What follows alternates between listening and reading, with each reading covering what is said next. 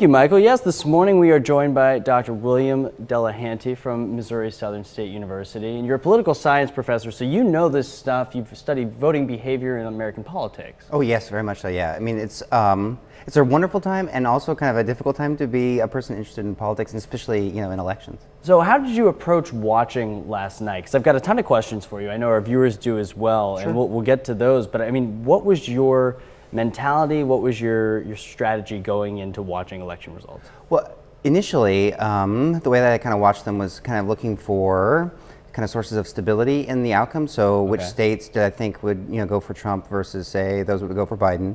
I was also kind of going between different elections. So I mean, you've got the presidential election, which obviously everyone is really focused on, right. But you've got the Senate, you got the House.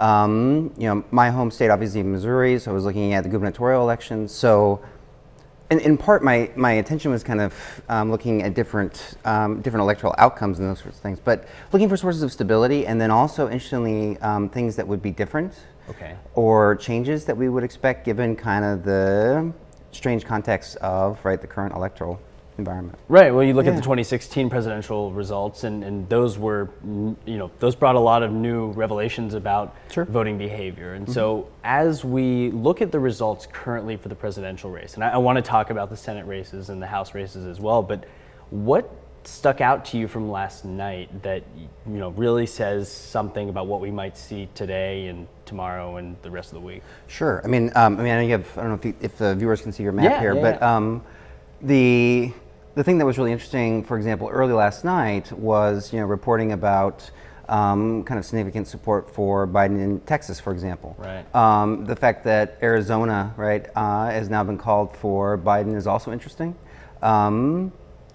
Essentially in 2016, the states of the kind of industrial upper Midwest, so Ohio, Pennsylvania, Michigan, those are the ones that I was looking at to see if Biden could carry those early. Right. If he could, then I think he would have a path to the 270, to win the presidency. As we all know, Pennsylvania is going to take a long time, I think, to report, as is Wisconsin. So again, kind of what I was saying earlier, looking for areas of change, like, for example, Arizona, looking for places where I think, for example, Biden, would have a competitive edge. Right. And then also looking at, for example, President Trump and thinking about, for example, the American South and kind of the upper northern plains, and looking at where his support is. Well, there's a lot of different, voting patterns that we might be seeing in certain parts of the country, as you're saying, and then I want to break down certain states, especially those battleground states. So we'll have that conversation with Dr. Delahanty the whole morning here on the KOAM Morning News. If you have a question,